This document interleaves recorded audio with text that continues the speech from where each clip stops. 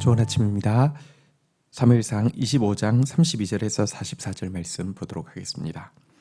32절 다윗이 아비가일에게 이르되 오늘 너를 보내어 나를 영접하게 하신 이스라엘의 하나님 여호와를 찬송할지로다.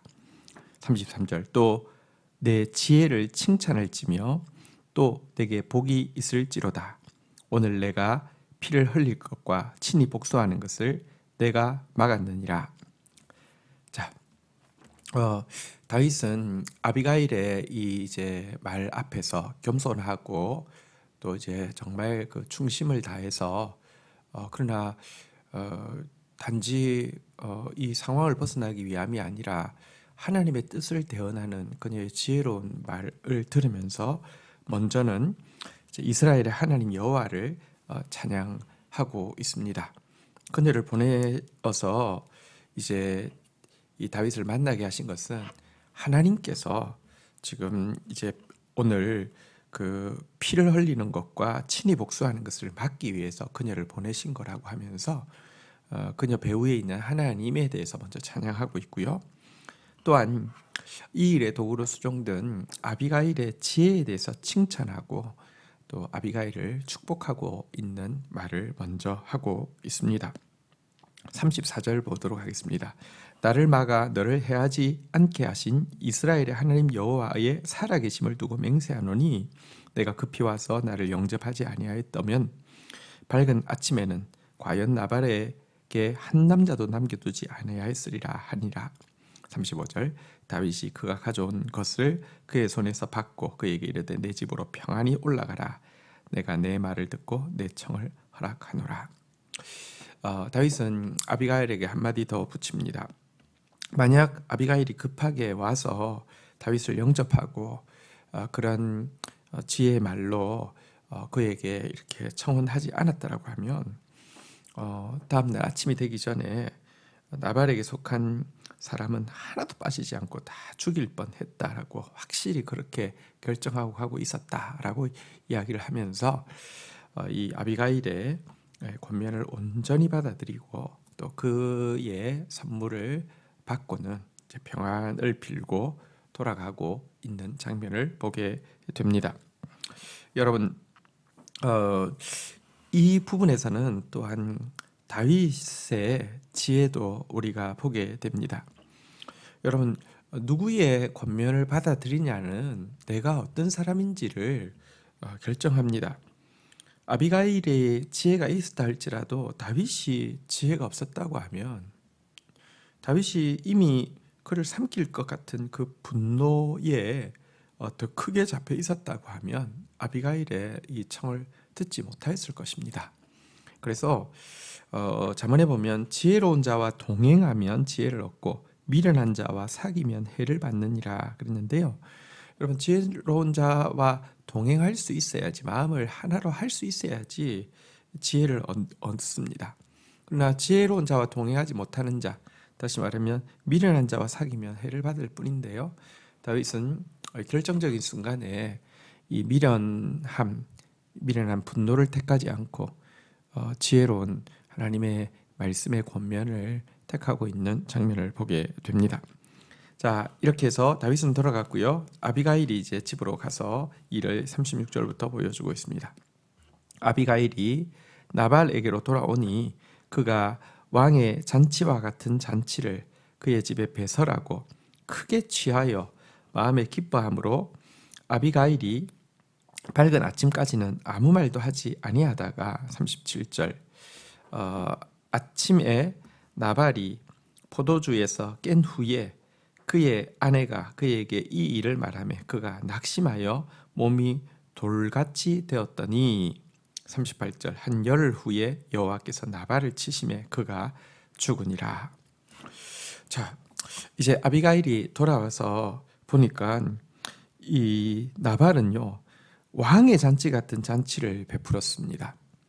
자기 목자들에게 은혜를 베푼 사람이 이 양털 깎는 이 축제 때 또 너그럽게 나누는 것이 전통인 그때에 음식을 좀 요구했을 때에는 그렇게 인색하게 굴고 또 자기의 인색함을 정당화하기 위해서 모욕까지 했던 그가 자신을 위해서는 왕과 같은 잔치를 베풀었습니다.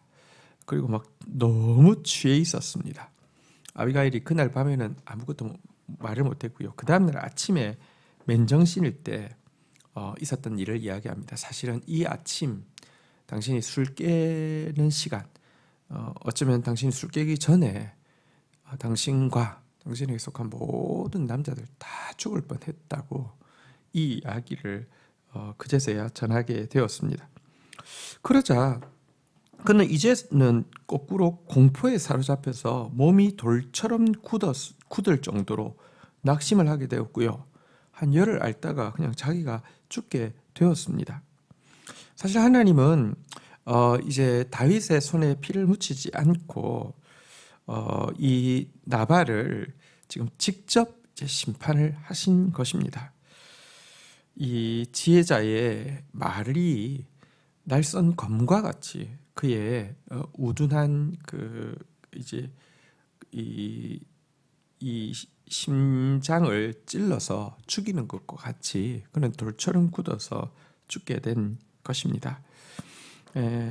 여러분 참 이런 나발의 이름 뜻 자체가 어리석다라는 것인데요. 참 정말 어리석지 않습니까?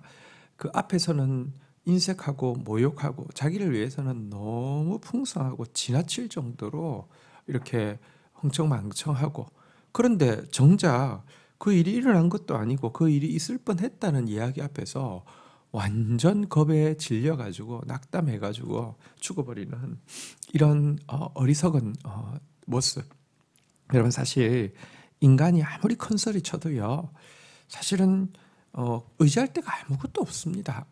그래서요 실제 중요하고 큰일 앞에서는 나발처럼 이렇게 두려워서 몸이 굳을 수밖에 없는 존재입니다. 그러나 하나님의 말씀을 의지한다는 것은요 가장 든든한 배후가 있는 일입니다. 이런 사람은 절대로 쉽게 낙담하지도 않고요, 또 절대로 이렇게 교만하게 오버하지도 않습니다. 미련한 나발의 길이 아니라 지혜로운 다윗의 길, 또 아비가일의 길을 선택하는 저와 여러분들이 되셔야 되겠습니다. 자, 이 소식을 들은 다윗은요 39절 나발이 죽었다 함을 다윗이 듣고 이르되 나발에게 당한 나의 모욕을 갚아주사 종으로 악한 일을 하지 않게 하신 여호와를 찬송할지로다. 여호와께서 나발의 악행을 그의 머리에 돌리셨도다 하니라. 다윗이 아비가일을 자기 아내로 삼으려고 사람을 보내어 그에게 말하게 하며, 자, 나발이 죽은 소식을 듣고는 다윗은 다시 한번 여호와를 찬양하고 있습니다. 하나님께서 나발에게 당한 모욕당한 자신의 그 모욕에 대해서 하나님께서 그의 머리 위에 갚아주신 것이고, 또 나로 하여금 악한 일을 하지 않도록, 그러니까 무죄한 피를 흘리지 않도록 하나님께서 보호해 주셨다고 여호와를 찬양하고 있습니다. 여러분 다윗이 아비가일의 말 앞에서 제일 먼저 여호와를 찬양했는데요, 여호와를 찬양하는 그에게는 또 찬양할 일이 계속 생기는 것을 보게 됩니다.